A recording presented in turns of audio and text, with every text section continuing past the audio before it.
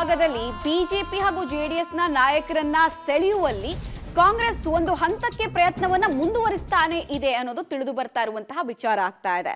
ಯಾಕಂದ್ರೆ ಬಿಜೆಪಿಯ ಮಾಜಿ ಸಚಿವ ದಲಿತ ನಾಯಕನಿಗೆ ಸಿಎಂ ಗಾಳ ಹಾಕಿರುವುದು ಸ್ಪಷ್ಟ. ಮಾಜಿ ಸಚಿವ ಕೋಟೆ ಶಿವಣ್ಣ ಅವರು ಬಿಜೆಪಿಗೆ ಗುಡ್ ಬೈ ಹೇಳ್ತಾರೆ ಅನ್ನೋದು ತಿಳಿದು ಬರ್ತಾ ಇರುವಂತಹ ವಿಚಾರ.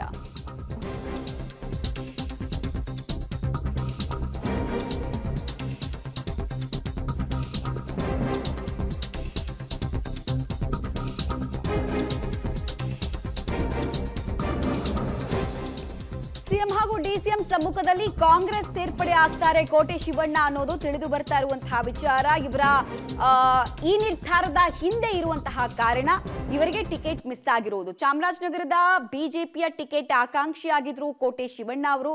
ಯಾವಾಗ ಟಿಕೆಟ್ ಅನ್ನ ಬಾಲರಾಜ್ ಅವರಿಗೆ ಕೊಡ್ಲಾಯ್ತೋ ಆಗ ಪಕ್ಷದ ವಿರುದ್ಧ ಮುನಿಸಿಕೊಂಡಿದ್ರು. ಈ ಮುನಿಸನ್ನ ಕಾಂಗ್ರೆಸ್ ಎನ್ಕ್ಯಾಶ್ ಮಾಡಿಕೊಳ್ಳುವಲ್ಲಿ ಒಂದು ಹಂತಕ್ಕೆ ಯಶಸ್ವಿಯಾಗಿದೆ. ಇದರ ಪರಿಣಾಮ ಕೋಟೆ ಶಿವಣ್ಣ ಅವರು ವಿಜಯೇಂದ್ರ ಅವರಿಗೆ ರಾಜೀನಾಮೆಯನ್ನ ಕೊಟ್ಟಿರೋದ್ರ ಬಗ್ಗೆ ಮಾಹಿತಿ ಲಭ್ಯ ಆಗ್ತಾ ಇದೆ.